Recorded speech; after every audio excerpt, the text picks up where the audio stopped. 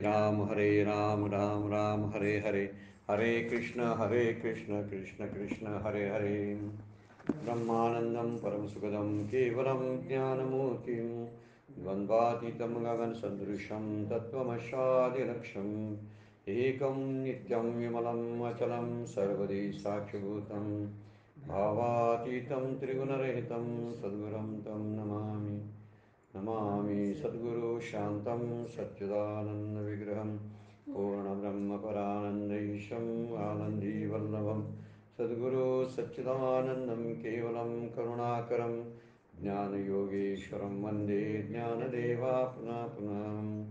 अलङ्कापुरी पुण्यभूमि पवित्र इति नान्दतो ज्ञानराजा सुपात्र तया आचरिता महापुण्यराशी। नमस्कार माझा सद्गुरु ज्ञानेश्वराशी। सर्व संतांना वंदन, सद्गुरूंना वंदन, ज्ञानेश्वर माऊलींना वंदन, सर्व श्रोत्यांना वंदन करून आजच्या शिवगड अध्यात्म चॅरिटेबल ट्रस्टच्या ज्ञानेश्वरीच्या नित्य उपासनेच्या चिंतनाला आपण प्रारंभ करतोय। कालच्या चिंतनामध्ये आपण 16 नंबरच्या श्लोकाचा विचार आणि माऊलींचा त्यावर असणाऱ्या निरूपणाच्या ओव्या यांचा अभ्यास आणि विचार थोडासा केलेला आहे। चतुर्विधा भजते माम अशा 4 भक्तांचा विचार मागच्या श्लोकामध्ये केलेला आहे। आणि अर्थार्थी आणि जिज्ञासू हे जे भक्त आहेत हे भक्तच आहेत मात्र, पण त्यांची त्यामध्ये भक्तीमधली न्यूनता आहे। सकाम भक्तीमुळं भक्तीमध्ये एक प्रकारची न्यूनता येते, म्हणजे त्यामध्ये उणीव असते। ही उणीव पूर्ण कधी होते तर ज्यावेळी ह्या 3 कॅटेगरीमधून 3 विभागामधून जेव्हा तो भक्त साधक जो आहे तो ज्ञानेमध्ये पदार्पण करेल, प्रवेश करेल, त्यावेळी सगळ्या उणीवा संपून जातात आणि मागणी संपते। मागणी संपल्या की ज्ञानी भक्त होऊ शकत नाही। फार महत्त्वाची गोष्ट आहे। मागण्या आणि इच्छा असतात। जोपर्यंत कामना आहे, कशाचीही कामना असू दे, कीर्तीची असू दे, पैशाची, धनसंपत्तीची असू दे, व्यक्तीची असू दे, आणखीन काय प्राप्त करण्याची असू दे, कोणतीही कामना हीच आपल्या ज्ञानी भक्त होण्यातला अडथळा आहे। त्यामुळं अर्थ असू दे, अर्थार्थी असू दे, हे आमच्यामध्ये कामनाच आहे, जिज्ञासू आहे, तरी ती संवादी म्हणूया, पण ती ही कामनाच आहे। जोपर्यंत इच्छा शिल्लक असतात तोपर्यंत आपण चौथ्या भक्तीमध्ये प्रविष्ट होत नाही। आणि चौथी भक्ती म्हणजे ज्ञानी जे भक्त असतात त्या ज्ञानी भक्तांचं वर्णन आता या पुढच्या श्लोकामध्ये माऊली करतात।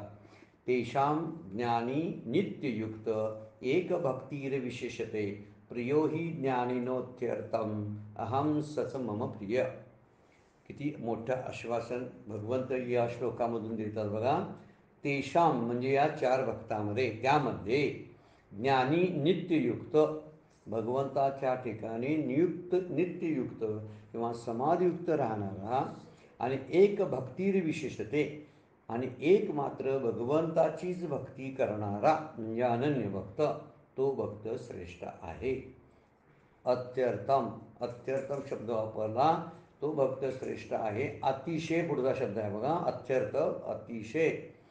कारण ज्ञानाला मी अत्यंत प्रिय आहे, प्रियो ही ज्ञानिनो अत्यर्थम अहम सच मम प्रिया, मी अत्यंत प्रिय आहे आणि ते मला अत्यंत प्रिय आहे।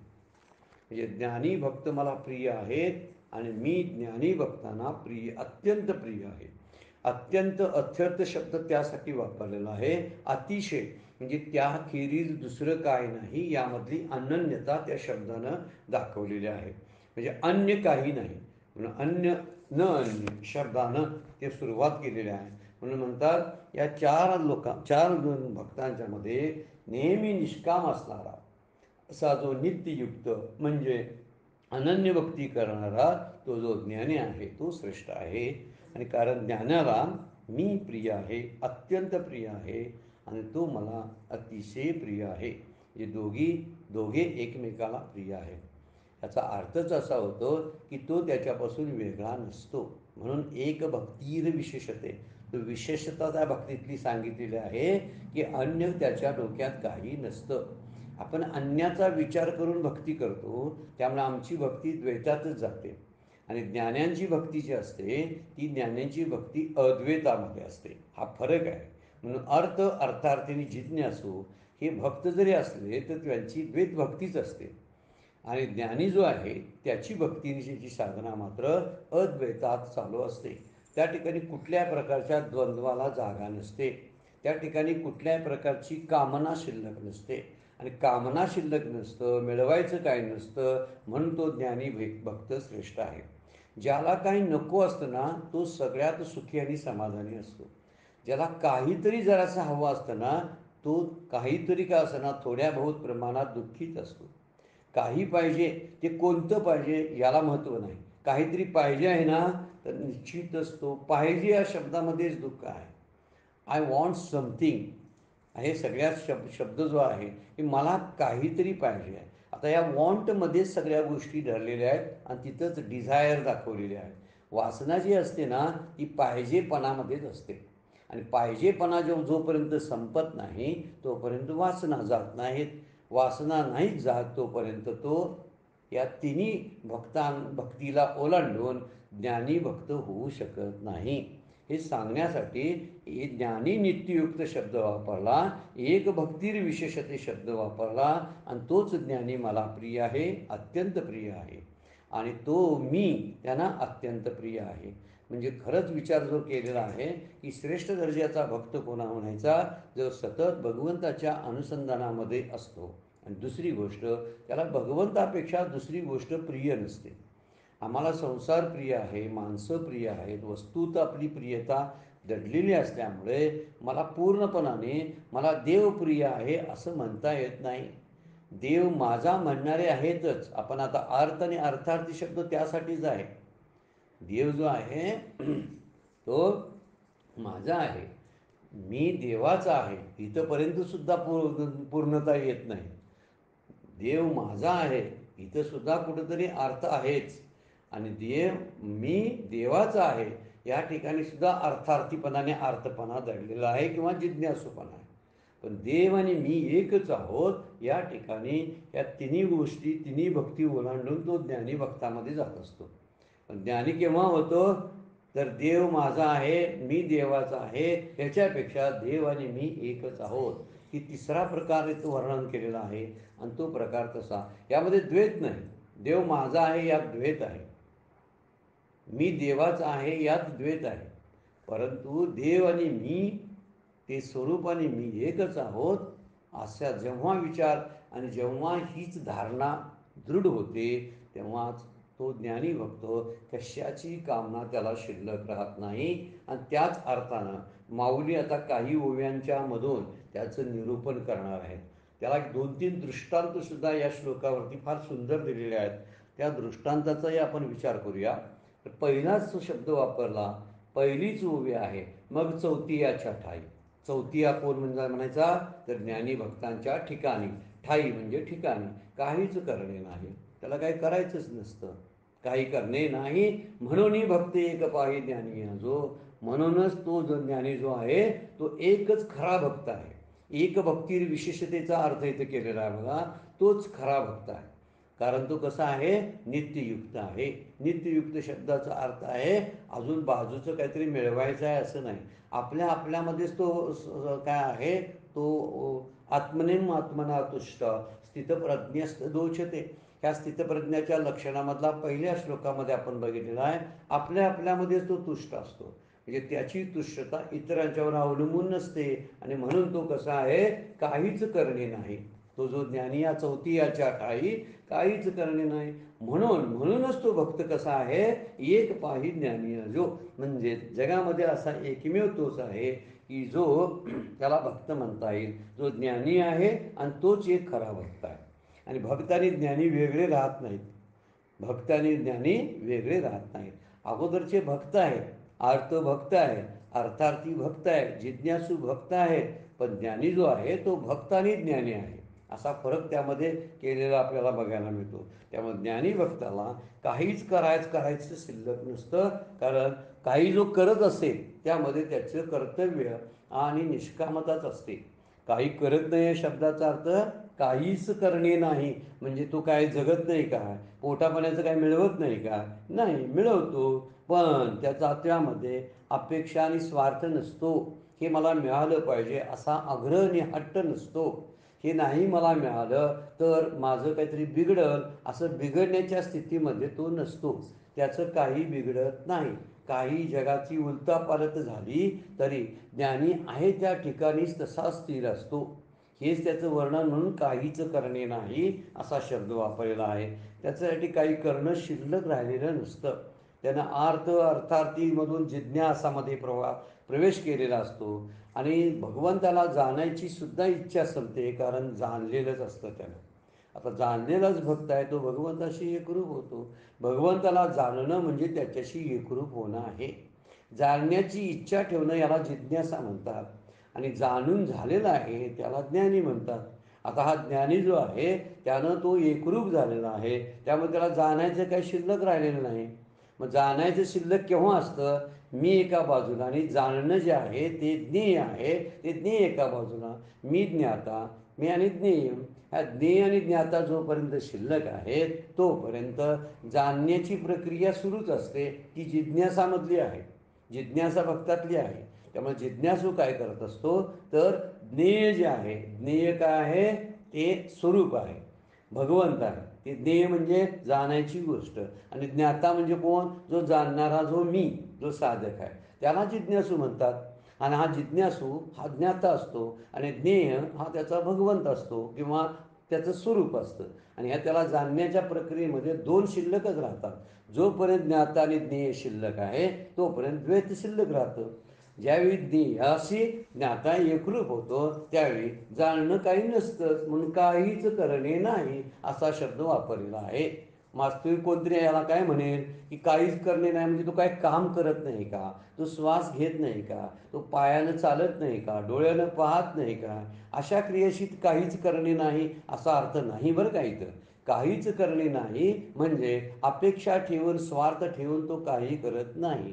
त्याच्या वासना नसल्यामुळं किंवा निष्कामता आल्यामुळं त्याला काहीतरी मिळवायचं शिल्लक राहत नाही आणि राहत नसल्यामुळं तोच एक भक्तीर विशेषते. तो एकच भक्त असा आहे की विशेषता त्याची सांगितलेली आहे. म्हणून जे प्राप्त आहे ना हे त्याचं स्वरूपच आहे. त्यामुळे बाहेरून काही येणं नसतंच ना हे त्याला कळतं. माझं सुख माझ्यावरच अवलंबून आहे. मीच सुखाचं स्तोत काय म्हणतो आपण त्याला, सोर्स आहे.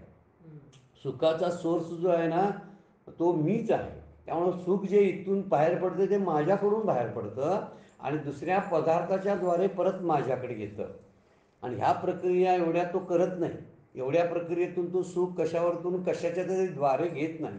जेव्हा सुख कशाच्या तरी द्वारे येत असतं म्हणजे मीडिया काहीतरी असते, काहीतरी चॅनल असतं आणि एखाद्या मीडियाच्या द्वारे त्या मीडियममधून सुख जेव्हा येत असतं त्यावेळी ते सुख विषयांचं सुख असतं.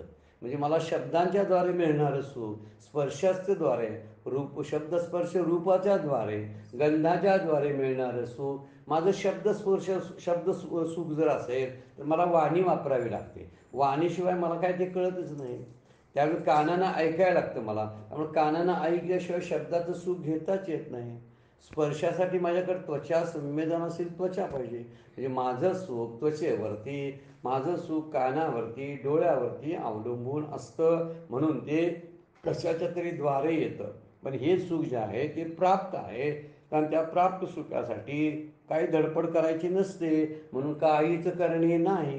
त्याला काय आहे? तो ज्ञानी हा जो चौथा भक्त आहे आणि चौथी याच्या ठाई काहीच करणे नाही. या ज्ञानी भक्ताला करण्यात अपेक्षा आणि स्वार्थ नसतो आणि त्याला काय करायचं आहे?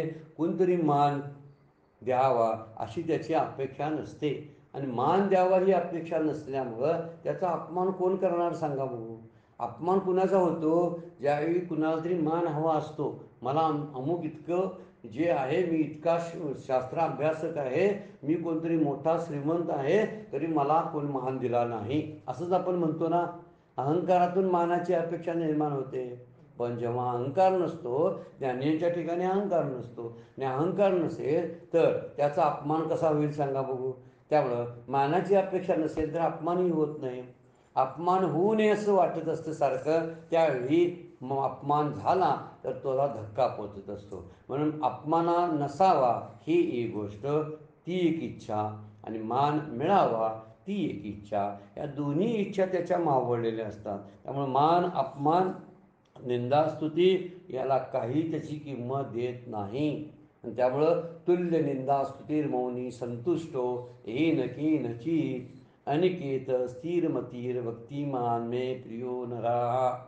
शब्द काय श्लोक वापरलाय 12व्या अध्यायामध्ये? तुल्य निंदा स्तुतीर मौनी. या ठिकाणी तो मौन बाळगतो. कुणाची स्तुती करण्यामध्ये त्याला स्वारस्य नसतं आणि आपली स्तुती व्हावी याबद्दल त्याचा अट्टापिटा नसतो. बहुतेक लोक दुसऱ्यांची स्तुती करत असतात, त्याला कारण त्यांनीही आपली स्तुती करावी ही त्या पाठीमागची अपेक्षा असते. एकदम अशी पवित्र किंवा शुद्ध अशी स्तुती कोण कुणाची करत्याला आपल्याला फारसं बघायला मिळत नाही. की खरंच ज्यांची काही ओळख नाही त्यांच्याबद्दलची स्तुती केली जाते ती खरी स्तुती असते. पण ज्या ओळखीतून जी स्तुती केली जाते ना, त्या स्तुतीला काहीतरी मागणी असते. कोणती मागणी असते? तर दुसऱ्यांची स्तुती केल्यामुळं तो कधीतरी माझी स्तुती करेल, त्याला चांगलं म्हटल्यामुळं तो मला कधीतरी चांगलं म्हणेल, त्याला मान दिल्यामुळे तोही आपल्या घरामध्ये मला मान देईल, त्याला खाऊ जीव घातल्यामुळं तोही मला खाऊ जीव घालावं अशी इच्छा त्यामध्ये असते. त्यामुळं हा जो आहे तुल्य निंदास्तुती, निंदास्तुतीमध्ये त्याची तुल्यता म्हणजे दोन्ही समान मानत असतो. आणि मौनी संतुष्ट एन केनचित, काय मिळेल त्यामध्ये? जो यथा लाभेन तोके अलाभेन पारुके पाऊशे विन सुखे समुद्र जैसा. माऊलींचं वर्णन आहे. संतुष्ट सततम योगी यथात्मा दृढ निश्चया. ज्यानं आपली मन बुद्धी भगवंताच्या ठिकाणी अर्पित केलेली आहे त्याच्या मनाला दुःख कसं होईल सांगा? त्याच्या बुद्धीला मोठेपणाचा गर्व आणि मी बुद्धिमान आहे, मी शहाणा आहे, मी पंडित आहे असा गर्व का होईल सांगा बघू? की ज्यानं ह्या भगवंताच्या ठिकाणी एकच भक्ती तिथं ठेवलेला आहे, तिथं अनन्यता असेल तर त्याला या बुद्धीपासून मनापासून होणाऱ्या ज्या यातना आहेत त्या होत नाहीत. त्यामुळं निंदा स्तुती दोन्ही एकाच ठाई म्हणतात ते. तर तशा पद्धतीचं त्याला इच्छाच नसते, परंतु तो भक्ती करत असतो. भक्ती करत असताना काही मागणी नसते, त्याच्यामध्ये अर्थही नसतं आणि अर्थार्थपणाही नसतो, त्याच्यामध्ये जाणण्याची जिज्ञासा पण नसते. मला हे जाणायचं आहे, देवा मला तू दर्शन दे असं तो काही म्हणत नाही. आता त्यामध्ये तो बोलता बोलता सुद्धा हे ज्ञानी झालेला जो असतो ना, तो म्हणतो तुझा विसरण व्हावा, हेची दान देगा देवा, तुझा विसरण व्हावा. बरेच वेळा हे भक्त देवाकडे काय मागतच नाही, उलट संतांच्याकडे मागतात. मागणे ते एक तुझ प्रती आहे, देशील तरी पाहे पांडुरंगा, या संतांची निर्मी हेची मज दे अनेक तुझे काही न मागे तुझं. तुकोबा कसं बोलतात बघा, हा त्यांच्या आपल्या प्रार्थनेतला अभंग आहे बघा. मागणे ते एक तुझ प्रती आहे, देशील तरी पाहे पांडुरंगा, या संतांची निर्मी हेची मज दे अनेक तुझे काही न मागे तुझं. मी तुझ्याकडं काही मागणं ठेवत नाही, फक्त तू काय कर, संतांना माझ्याविषयी खुश ठेव, संतांची मेहरबानी माझ्यावरती व्हावी, कृपा व्हावी आणि संतांच्या कृपेनं तुझ्या अस्तित्वाची जाणीव मला होईलच. त्यामुळे तुझ्याकडं मागण्यापेक्षा देवाकडं काहीच मागत नाही. यांना म्हणायचे ज्ञानी भक्त आहे. यम लब्धवान, काय कुठल्याही गोष्टीचा लाभ झाला, हानी झाली तर त्यामध्ये ती डळमळीत होत नाहीत. म्हणून आपण कुठेतरी बसलेलो असतो, खाली माती असते बघा, तिथली जी एखादी काडी घेतो आणि आपण काहीतरी असं रेघाड्या मारत बसतो. काय त्यामध्ये इच्छा असते सांगा बघू? काही नसतं. रेघाड्या मारत असतो, काय का चित्र काढतो त्या मातीमध्ये. हां, आता हे मातीतलं चित्र माझं कोणतरी बघणार आहे, मला शाबास देणार आहे असं आपण म्हणतोय का बघा? नाही, मला चित्र भारी येते म्हणून मी मातीत चित्र काढावं, अजिबात नाही. तिथं काडी पडलेली असते आणि माती पण समोर असते, त्यातली काडी घ्यायची आणि मातीची रेघाड्या मारत बसलेला असतो. आणि त्यामुळं तसं तो काय करत असतोय माहिती आहे? प्रपंच करत असतोय. तसा प्रपंच कसा असतो माहिती आहे काय? तर मातीत रेघोट्या मारत बसत नाहीत का, त्या रेघोटीतून काय मिळवायचं नसतं. किंवा एखादं चित्र आहे, कागद आहे, पेन्शिल आहे म्हणून चित्र काढलं, थोडेसे रंगाचे प्रकार पण तिथं आहे, वाटते तो रंग भरत बसतो. त्यामुळं चित्र आहे तर चित्र आहे त्यात रंग भरूया, काय करायचं बसून म्हणून त्यामध्ये वाहवा कोणी करावी, हे चित्र प्रदर्शनात ठेवावं अशी इच्छा त्याची नसते. त्यामुळं त्याला काही मिळवायचंच नसते. त्यामुळे कुठला रंग वापरायचा हा पण हट्ट नसतो त्याच्यामध्ये. किती प्रपंचामध्ये उदासीन असतो बघा. हा प्रपंचा ठिकाणी जी उदासीन असणारा जो आहे तो ज्ञानी भक्त आहे. गतव्यथा सर्वारंभ परित्यागी मदभक्त समे प्रिया, असं 12व्या अध्यायामध्ये हे 10-15 श्लोक आहेत ना, ते नित्य चिंतनाचे श्लोक आहेत बरं काय भगवद्गीतेतले. आणि माऊलींचं त्यावरचं जे भाष्य आहे हेही चिंतनशील आहे. अधिक काही करावं लागणार नाही. तर चिंतन ज्ञानी भक्त जर जाणून घ्यायचं असेल, ज्ञानी भक्तांची अवस्था आणि त्याची लक्षणं जाणून घ्यायची असेल, तर आपल्याला 12व्या अध्यायामधील हे श्लोक जे आहेत ना अतिशय सुंदर आहेत. त्याचा विचार आपण केला पाहिजे. त्यामुळं इतर तिन्ही भक्त जे आहेत, इथं काय म्हटलं, चौथी याच्या ठाई म्हणून भक्त एक पाही. एक भक्त पाही म्हणजे ते तिघं जण वेगळे आहेत त्याच्यापेक्षा, हे सांगायसाठी ते म्हणलेलं आहेत. इतर तिन्ही आहेत ना, त्या भक्तांच्या मध्ये काहीतरी सकामता असते, काहीतरी मिळवायचं असतं. आर्त भक्ताला वाटते माझं दुःख हरण व्हावं, अर्थार्थीला वाटतं मला सुख यावं. एक म्हणते दुःख जावं, एक म्हणते सुख यावं. म्हणजे त्यामध्ये आहेच ना मागणं काहीतरी. जिज्ञासू म्हणतो मला तुझं दर्शन व्हावं, मला तुला जाणून घ्यायचं आहे. जीव ब्रह्म जगत काय आहे मला जाणून घ्यायचं आहे. म्हणजे त्यालाही काहीतरी इच्छा आहे. एकच असा आहे म्हणून भक्त एक पायी ज्ञानी आजो. म्हणूनच तो ज्ञानी भक्त असा आहे की ज्याला काही नाही. पण हे जे तीन आहेत ना ते काहीतरी म्हणत असतात. भजन लिया सवे ते सिद्धीनं जरी पावे, तरी म्हणे आगवे टवाळ. हे माऊलींचीच उभी आहे. जर मी भजन केलं तर त्यातलं काहीच मिळालं नाही मी भजन करून, आणि तरी म्हणे आगवे टवाळ. हे सगळं खोटंच आहे. कुठला देव आणि कुठलं काय, मी एवढं वेगळं भजन करतोय, काय झालं त्यात, काय मिळालं मला. आता काय मिळालं हा शब्द जो आहे हा प्रापंचिकांना शोधतो. म्हणून प्रापंचिक जे आहेत त्या प्रापंचिकामध्ये अर्थार्थाने जिज्ञासू मोडतात. तर ते जे आहेत त्यांना काहीतरी प्राप्त करायचं असतं. त्यामुळं ज्ञानी जे असतात ते सेवक म्हणून राहतात आणि भगवंताला मालक करतात. किती त्यातला फरक आहे बघा.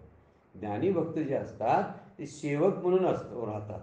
देव मी सेवेसाठी आलेलो आहे. मग संसाराची सेवा असेल, परमार्थाची देवाची सेवा असेल, संतांची सेवा असेल, सेवा. आणि सेवा शब्दामध्ये मागणी नसते, सेवा शब्दामध्ये मान नसतो, सेवा शब्दामध्ये मिळकत नसते, मानधन नसतं. आपण म्हणतो ना कीर्तन सेवा, प्रवचन सेवा, ह्याला शब्द त्यासाठी वापरलेला आहे. म्हणून ज्ञानी भक्त हा सेवक म्हणून जगतो. त्यामुळे त्याच्या ठिकाणी अहंकार शिल्लक राहत नाही. सेवक जो असतो ना त्याला कुठल्याही मान्यतेची आणि कीर्तीची अपेक्षा नसते, मानधनाची अपेक्षा नसते. म्हणूनच त्याच्या ठिकाणी मान नसतो, मान नाही, म्हणून त्याचा अपमानही होत नाही. त्याला ज्ञानी म्हणतात. ज्ञानी हा सेवक म्हणून काम करत असतो आणि भगवंताला तो मालक करतो. पण सकाम भक्त जे असतात ना, तुम्हा आम्हासारखे म्हणूया आपण, आमच्यासारखे, ते काय करतात, देवाला सेवक करतात आणि आपण मालक म्हणतात. ते देवाकडून मला हे दे, मला ते दे, माझा अमुक कर, माझं तमुक कर. म्हणजे आपण मालक झालो का नाही, आपण आज्ञा करतोय त्याला. देवा हे माझं का करत नाही, तू खरा असशील तर करशील. त्याच्या आणि खऱ्यापणावर शंका घेतात. खरंच तू जर असशील तर माझं हे करशील. म्हणजे काय म्हणायचे, म्हणजे त्याच्या खऱ्यापणावर अजून शंका विश्वास नाही, विशंका आहे. आता शंका आहे आणि तरीसुद्धा म्हणतोस कसा की माझं तू करशील का म्हणून. तो आहेस तरी म्हण आणि मग माझं काम कर म्हण. अर्थार्थी जसा म्हणतो, अर्थ म्हणतोय तसा. पण हा काय म्हणतोय, तू जर खराच देव असशील अस्तित्वात तर माझं हे दुःख हरण करशील, मला धनसंपत्ती देशील. पण हा मात्र आहे, हा देवाला त्यानं सेवक केलेलं असतं. सकाम भक्त जे असतात ते देवाला सेवक करतात आणि निष्काम ज्ञानी भक्त असतात ते देवाचे सेवक असतात. ते देवाला मालक करतात. देव माझा मालक स्वामी म्हणतात. आणि तो मालक माझं जसं चालवेल ना तसं, मालक जो काम सांगेल ना तसं, मालक ज्या वाटेला घेऊन जातो ना तसं. माळीये जीव ते नेले, तेऊ ते निवांतचे गेले, त्या पानिया ऐशे केले होवावे गा. जशी अवस्था माळी जसं पाण्याला घेऊन जातो तसं तो माळ्याकडे ते पाणी तक्रार करत नाही. माळीये जीव ते नेले, पाणी निवांतचे गेले. ते पाणी तिकडंच घेऊन जातं का, म्हणते काय कधी हट्ट करतंय, जरा फुलांच्या झाडाला मला घाल, काटेरी झाडांना घालू नकोस, किंवा चांगल्या पिकाला घेऊन चल, ह्याच रस्त्याने घेऊन चल, असं कधी म्हणत नाही. ज्या रस्त्यानं भगवंत घेऊन जातो, प्रारब्ध घेऊन जातो, त्या रस्त्यानं तो निवांत जातो. आणि ही निवांतता ज्ञानी भक्ताला शोभते, म्हणून तो काय करतो, त्याला काहीच करणे शिल्लक राहत नसतं. चौथीयाच्या ठाई काहीच करणे नाही, म्हणून भक्त एक पाही, म्हणून भक्त एक पाही ज्ञानी या जो जो सगळं श्रेष्ठ मंडळ आहे. कारण ज्ञानी भक्ताकडं कुठल्याही प्रकारचं प्रयोजन नसतं. प्रयोजन म्हणजे काय, काहीतरी त्यातनं मिळेल अशी अपेक्षा ठेवून तो काम करतो, तेव्हा प्रयोजन म्हणतात. आणि म्हणून हे जे इतर भक्त असतात ना सकाम, त्यांचं प्रयोजन संपलं की ते बिघडून जातात, बिघडतात लगेच. म्हणजे बिघडतात म्हणजे काय, ते म्हणतात ते काय आता करायची काही गरज नाही. दुःख मे सुमिरन सब करे, सुख मे करे ना कोय. सुख मिळाल्यावर कोण भगवंताची आठवण करते. कबीर महाराज म्हणतात दुःखामध्ये सगळेजण आठवण करतात, पण सुखमे सुमिरन जो करे, जो सुखात सुमरण करतो ना, तो ज्ञानी भक्त असतो. त्याची सगळी अवस्था चांगली असते, काहीच मागणी नसते. बिघडलेली असलं तरी काही मागणी नसते. त्याचं सगळं सुरळीत चाललेलं असेल तरी तो काही मागत नाही. त्याचं जरी बिघडलेलं असेल तरी सुद्धा तो काही मागत नाही. इथं दुःखमे सुमिरन सब करे, इथं आर्थ आणि अर्थार्थी आहेत बघा. सुखमे करे ना कोय, यामध्ये सुद्धा अर्थार्थीनी जिज्ञासूच आहे. पण सुखमे सुमिरन जो करे, दुःख कमी न होय, त्याला दुःख कधीच होत नाही, की जो सुखात स्मरण करतो. आता सुखात स्मरण सुद्धा शब्द जो आहे तो ही थोड्याशा कमी अर्थानं, पण हा ज्ञानी भक्त सुख दुःखानात सुद्धा स्मरण करतो. सुखात असताना पण स्मरण करतो आणि दुःखात असताना सुद्धा स्मरण करतो. त्याच्या पुढे जाऊन तो सुख दुःखांना समानच मानतो, त्यामुळे स्मरण करायचाही संबंध नाही. सुख दुःखांना तो समानच मानत असतो, त्यामुळे स्मरण हा शब्द सुद्धा नाही. त्यामुळे हे जे भक्त सकाम आहेत ना, म्हणून भक्त एक पायी, एक शब्द का वापरला तर त्या तिन्हीपेक्षा वेगळं दाखवण्यासाठी एक शब्द वापरलेला आहे माऊलीने. भक्त एक पायी ज्ञानी हा जो, सगळ्यात श्रेष्ठ भक्त ज्ञान आहे. कारण यांचे गरज संपली की गरज सर्व वैद्य मर असे शब्द वापरतात ना, म्हण आहे. आता वैद्य मेला तर चालेल, माझं झालं ना दुखणं बरं, अशी म्हणणारे खूप लोक आहेत ना आपल्या समाजामध्ये. सगळ्या बाबतीमध्ये देवाकडे तसे असतात, ते माणसात बी तसाच व्यवहार ते करत असतात. फार सुंदर एक श्लोक आहे बघा, संस्कृतमधला श्लोक आहे. जात पात्या पतिद्वेष्टी कृतदारस्तु मातरम, कसा श्लोक आहे बघा. जात पात्या पतिद्वेष्टी कृतदारस्तु मातरम, कृतार्था स्वामिनं द्वेष्टी गत रोगा चिकित्सकम. रोग गेला की चिकित्सा करणारा जो असतो ना, तो वैद्य, त्या वैद्याची काही किंमतच राहत नाही. म्हणून वर्णन केलेलं आहे. जात पात्या पतिद्वेष्टी म्हणजे मूल झालं की स्त्रीचं नवऱ्याविषयीचं आकर्षण आपोआप कमी होतं. अगोदर जी गरज असते ती गरज शिल्लकच राहत नाही. मूल झालं की आपोआप तिची विभागणी होते ना, आणि मुलावर प्रेम जडतं आणि नवऱ्यावरचं आकर्षण कमी होतं. कसे आहेत स्वार्थीपणा त्यामध्ये दाखवला आहे बघा. किंवा कृतदारस्तु मातरम शब्द म्हणजे एखादं लग्न झाल्यानंतर आईचं महत्त्व कमी होतं आणि बायकोचं महत्त्व वाढतं. आई दिसेनाशी होते आणि बायको दिसायला लागते लग्न झाल्यावर. आणि पुढे कृतार्था स्वामिनम दृष्टी, एखादा आपला मतलब संपला की मालकाविषयीचा आदर सुद्धा संपून जातो. आणि शेवट म्हणतात बघा, गत रोगाचं चिकित्सकम, रोग गेला की वैद्याची गरजच वाटत नाही. चार गोष्टी बरोबर सुंदर अशा या श्लोकामध्ये सांगितलेल्या आहेत, की ज्यांना मूल झालं की त्या बाईचं नवऱ्याविषयीचं आकर्षण संपतं, किंवा बायको मिळाली की आईविषयीचं आकर्षण संपतं, किंवा एखादा मतलब आपलं काम संपलं की मालकाविषयीचा आदर निघून जातो, आणि रोग गेला की त्या डॉक्टराविषयीबद्दलचा जी गरज असते डॉक्टरची, वैद्याची, ती राहत नाही. ही सकामता यामध्ये दाखविला. तसा ज्ञानी भक्त नसतो, हे दाखवायसाठी भक्त एक ज्ञानी, ते काय म्हणले, म्हणून भक्त एक पायी ज्ञानी याजो. म्हणून तो एकच भक्त बघ लक्षात ठेवतो, तो जो ज्ञानी आहे त्या ज्ञानी भक्ताच्या बाबतीत असं काही होत नाही. त्याला मिळवायचंच काही नसते, त्यामुळे मिळवल्याचा आनंद नाही आणि गमवल्याबद्दलची खंतसुद्धा नसते. माझ्याकडून काहीतरी गेलंय असं त्याला काय वाटतच नाही, कारण त्यानं काय आणलेलंच नव्हतं. आणि मला काहीतरी हवं आहे असं त्याला काही वाटतच नाही, कारण जे पाहिजे असतं ते त्याला मिळालेलं असतं. काय पाहिजे असतं ते, त्याचं सुख त्याच्याजवळ आहे याचा पत्ता त्याला लागलेला असतो. कारण तो ब्रह्मातून बाहेर पडलेला असतो, भ्रमिष्ठा नसते त्याच्याकडं. भ्रमामुळेच कळत नाही, आकर्षण राहते प्रपंचाचं, मोह राहतो प्रपंचाचा, तो भ्रमामुळे राहतो. खोट्याला खरं समजल्यामुळं खोटं पाहिजे असं वाटायला लागतं आणि खरं बाजूला पडतं. ह्याला खरं काय आहे ते समजलेलं आहे आणि त्यामुळं त्याला इतर सुखाची तमाच नसते. विषयी सुखामधून मिळणारी जी सुखं आहे त्याबद्दल त्याचं काहीही घेणं देणं नसतं. त्यामुळं त्याचं काही हरवत नाही आणि त्याला काही मिळवायचं नसतं.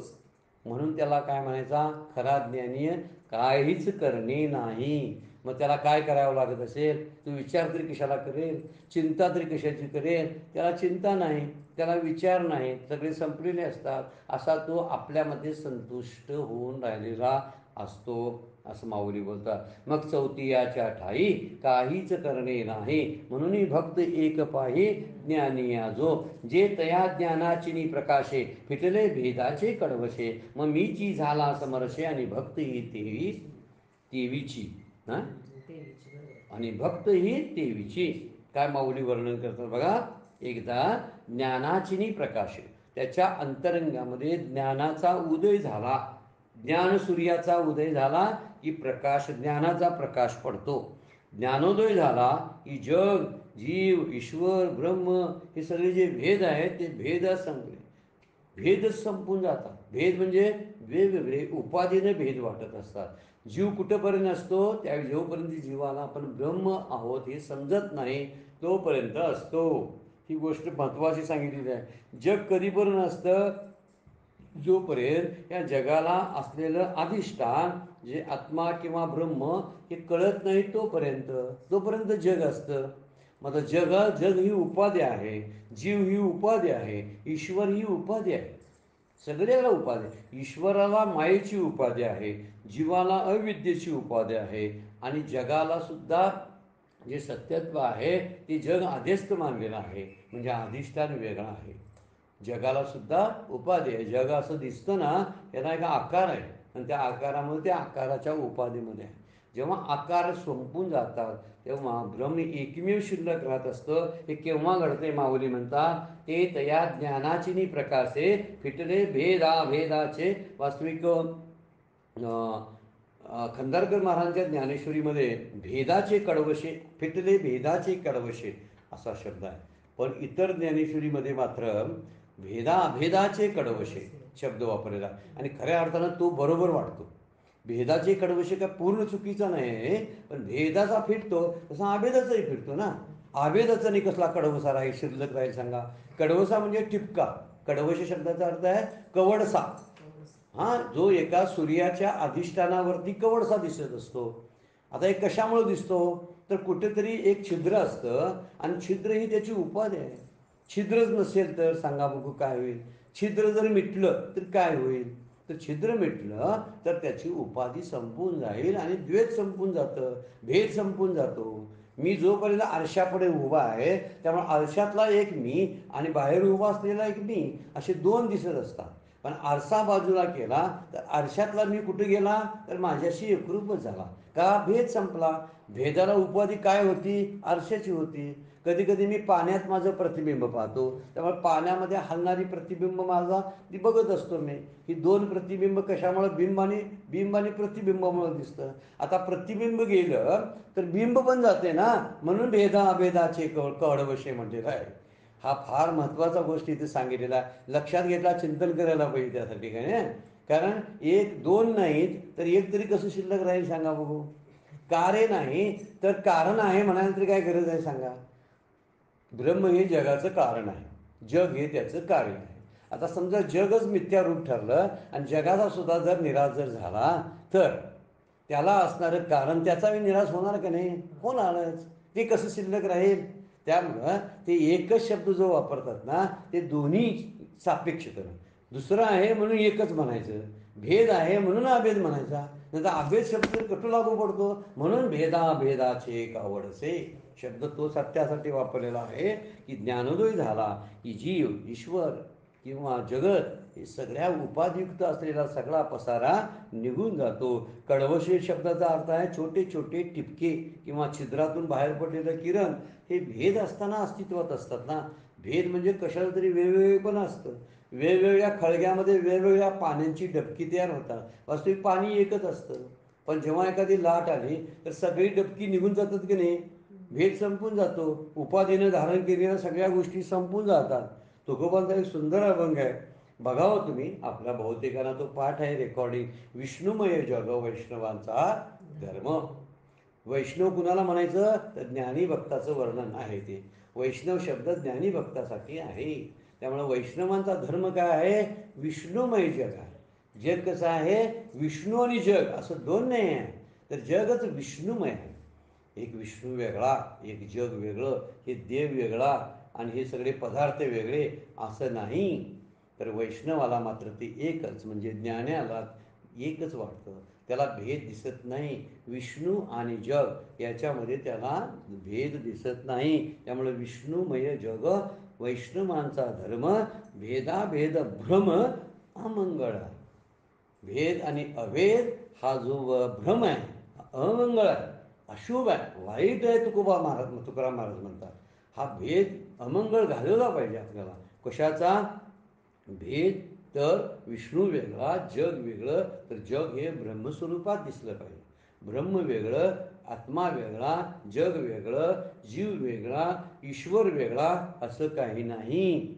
हे फक्त एक रचना सांगायची, पटवून द्यायचा परमार्थ, शास्त्र पटवून देण्यासाठी ही एक व्यवस्था करून ठेवलेली आहे शास्त्रकारांनी, की ह्याला जग म्हणा, याला जीव म्हणा, आणि याला जगत म्हणा. जीव, जगत, ईश्वर आणि ब्रह्म असे प्रत्येक वेळा वेगवेगळे शब्द वापरलेले आहेत. वास्तविक त्यामध्ये भेद वेगवेगळे असतील त्यावेळी निर्माण होतो, पण जेव्हा अभेद होतो तेव्हा भेदही निघून जातो आणि अभेदता पण समजते. म्हणून उपाधीने हा जो कवडसा दिसतो तो नजरेस पडतो, तो उपाधीमुळे. म्हणून तुकाराम महाराज म्हणतात, आपण एक शरीर एकच असतं, पण त्याच्या अवयवानं वेगवेगळं वाटते की नाही. हा माझा हात असं आपण म्हणतो, हा हे माझं शरीर असं म्हणत नाही आपण त्याला. हाताला वेगळा केला की नाही आपण, नाकाला वेगळं केलं, डोळे माझे वेगवेगळे. पण मग तुकाराम महाराज म्हणतात, तुका म्हणे एका देहाचे अवयव, हे तुका म्हणे एका सगळे जीव आहेत, हे एका ईश्वर नावाच्या देहाचे अवयव आहेत, ब्रह्म नावाच्या देवाचे अवयव आहेत. आपण ब्रह्म शब्द वापरूया हा ईश्वराच्या ठिकाणी, आणि सगळी एकच आहेत ती. त्यामुळे इथं ज्ञानाला प्रकाश एक शब्द वापरलेला आहे बघा, ते त्या ज्ञानाची नि प्रकाशे फिटले भेदाचे कवळसे. ज्ञानाला प्रकाश म्हटलं कारण काय, हे ज्ञान अज्ञानाचा अंधकार नष्ट करतो. त्यामुळे भेद आणि व अभेद दोन्ही निघून जातात. इथं जोपर्यंत जाणीव असते तोपर्यंत नेणीव असते. म्हणून नेणीव, जाणीव, नेणीव असा तो प्रवास घडलाच पाहिजे आपला. आपण एक म्हणतो मी अज्ञान आहे, मग त्यामध्ये ज्ञानी आहे, आणि ज्ञानीपणा पण निघून जावा लागतो. मी देह आहे, पहिली गोष्ट मी देह आहे, हे पहिलंच अज्ञान आहे. दुसरं कुठलं तिच्यापेक्षा चांगलं अज्ञान आहे, मी देह नाही तर मी ब्रह्म आहे. मी ब्रह्म आहे तर का म्हणतोस, मग आता मी देह आहे निघून जावं, मी ब्रह्म आहे हे निघून जावं, आणि मी देह आणि मी ब्रह्माच्या पलीकडे आहे. मग म्हणजे मी काय आहे, मी ते तत्व मी आहे. ते मग त्याला मी कोण आहे म्हणून सांगता येईल काय, नाही. मी ब्रह्म आहे म्हणणं ही उपाधीच आहे. अभेद ज्याला आपण म्हणतो ना, अभेद, मी ब्रह्म आहे यामध्ये अभेद आहे. आणि भेद कशामध्ये आहे, मी देह आहे यामध्ये भेद आहे. पण भेद पण गेला पहिल्यांदा, नंतर अभेद पण गेला. मी देह आहे ही एक, मी देह आहे ही कल्पित उपाधी आहे, आणि मी ब्रह्म आहे ही वास्तव उपाधी आहे. जरासा फरक आपण त्यामध्ये करूया. ही कल्पित उपाधी आहे बरोबर आहे, पण वास्तव उपाधीच आहे. आणि ही जेव्हा जेव्हा तो अहम जो आहे त्यातला अहम ब्रह्मास्मी, तो अहम जोपर्यंत शिल्लक असतो त्यावेळी ब्रह्माला जोडून तो येत असतो. अहम हा भेद दाखवतो, आणि त्यातलं अशी ब्रह्म अशी हे अभेद दाखवतं. मग मी गेला तर ब्रह्म शिल्लक फक्त राहतं. मग ब्रह्म शिल्लक राहिलं तर त्याला ब्रह्म तरी का म्हणायचं, शिल्लक राहिलंय म्हणजे काहीच नाही. म्हणून भेदाचे कडवसे चिंतन करावं आपण सुद्धा सगळ्यांनी. याच्यावरती खूप चिंतन करण्यासारखा विषय आहे. भेद नसेल तर अभेद ही मान्य करावा लागत नाही. अभेद सुद्धा नष्ट होतो. मी देह जर नाही तर मी ब्रह्मही नाही. हा मुद्दा फार महत्त्वाचा आहे. अहम ब्रह्मास्मी बरोबर आहे, पण अहम ब्रह्मास्मी हे सुद्धा साधनेचंच वाक्य आहे. हे महावाक्य साधनाचंच आहे, ही साधनाच आहे. आणि मी देह नाही ही सुद्धा साधनेचंच वाक्य आहे.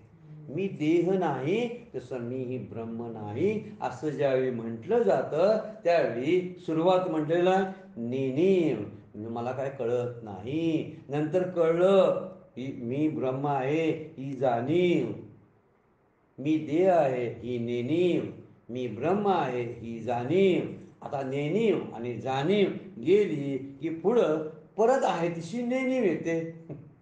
ही गंमतशीर गोष्ट आहे हा. काय म्हणतात तुकोबा बघा, जाणूनी नेनते करी माझे मन, तुझी प्रेम खून देऊन या. सुंदर अभंग आहे. यापूर्वी सुद्धा आपण चिंतनात घेतलेला होता. आपणही जाऊन तो अभंग आताही बघायचा. ती सुरुवात कशी आहे, जाणूनी नेनते करी माझे मन, तुझी प्रेम खून देऊन या. मग मी व्यवहारी असे न वर्तत, जैसे जला आत पद्मपत्र, ऐकोनी न ऐके निंदा स्तुती गाणी. जरा तो अभंग प्रत्यक्षात तुम्ही बघा, म्हणजे किती उच्च कोटीला तुकोबांची अवस्था होती ही आपल्याला कळेल.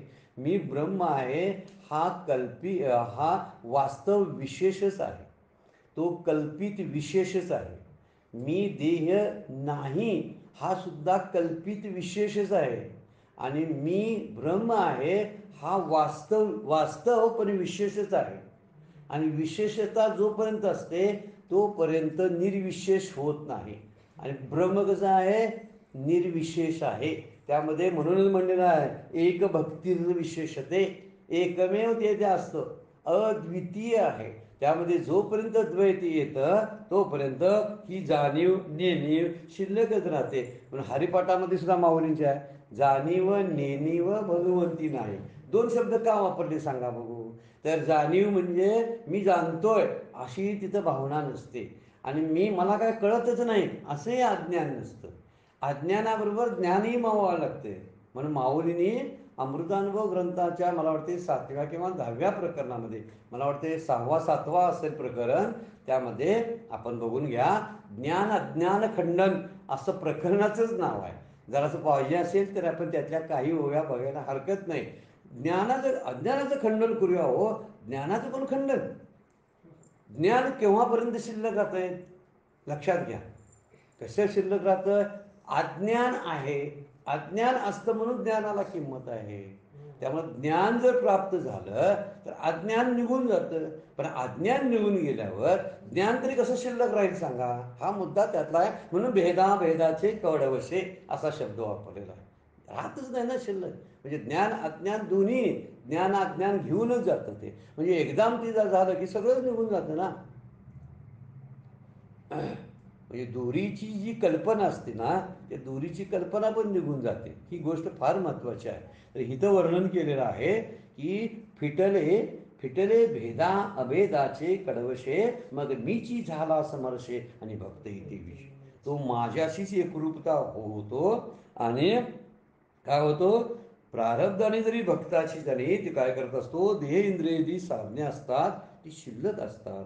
म्हणून भक्तीची क्रिया जो आहे ते पूर्ण संस्काराप्रमाणे करतच असतो. ज्ञान जरी प्राप्त झालं तर पूर्वीची सवय त्याची नाम घ्यायची शिल्लकच राहते. देवाला जाऊन नमस्कार करायचा, मंदिरात जायचं, वाऱ्या करायच्या, कथा प्रवचन कीर्तनं ऐकायची करायची चालूच असतं. झालेला असतो ज्ञानी मात्र. असा ज्ञानी झालेला जो आहे तो मीची झाला समरशे आणि भक्ती देवीची, तरी भक्त असतोच, तरी उपासना करतो. वास्तविक भक्ती जी आहे ती भक्ती तशीच चालू असते.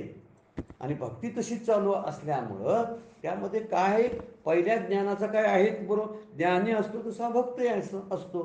माऊलींची एक फार ओवी सुंदर आहे 12व्या अध्यायामध्ये, ऐसा बोधची केवळ होऊ नये असे जो निष्कळ, याईवरी भजन शिळ माझ्या ठाई. अर्जुना तो बघतो तोची योगी तोची मुक्तो, तो वल्लभ आम्ही कांतू ऐसा पडिये. 12व्या अध्यायाची फार सुंदर ओवी आहे. ऐसा बोधची केवळ होऊ नये असे निष्कळ झालेला असतो, बोध झालेला असतो. परी याहीवरी भजन शिळ माझ्या ठाई, तरी टाळ घेऊन नाचत असतो. वास्तविक काही गरज नसते साधनेच्या कुठल्याही गोष्टी, पण तरी पण नामाला बसतो, परत ज्ञानेश्वरीचा अभ्यास करत बसतो. ज्ञान झाल्यावरती अभ्यास करायची काय गरज पडलेली असते? पण पूर्वसंस्कारामुळं तो भक्तही असतो आणि ज्ञानीही असतो. म्हणून भेदाभेदाचे कडवशे फिटलेत का? तर ज्ञानाच्या प्रकाशामुळं भेद संपून जातो. भेद जरी संपला, तो ज्ञानी झाला तरी सुद्धा भक्त म्हणून घ्यायला सुद्धा मी भक्त, तू देव मी भक्त ऐशे करी, तुकोबा म्हणतात. तू देव आहेस ना, तर मी भक्त आहे असंच राहू दे. तुझ्या मधलं कल्पित द्वैत जे आहे ते तसंच शिल्लक राहू दे आणि मला त्या द्वैतातच भक्ती करावीशी वाटते, असं त्यांना म्हणायचं आहे. तर याच पद्धतीने या ओवीचा अर्थ आपण काढून घेतला पाहिजे. वेळ संपलेला आपल्याला थांबावं लागेल. आजची सेवा सद्गुरूंच्या चरणी, भगवान ज्ञानेश्वरांच्या चरणी अर्पण करूया आणि विराम घेऊया. पुंडलिक वरदारी विठ्ठल, श्री ज्ञानदेव तुकाराम.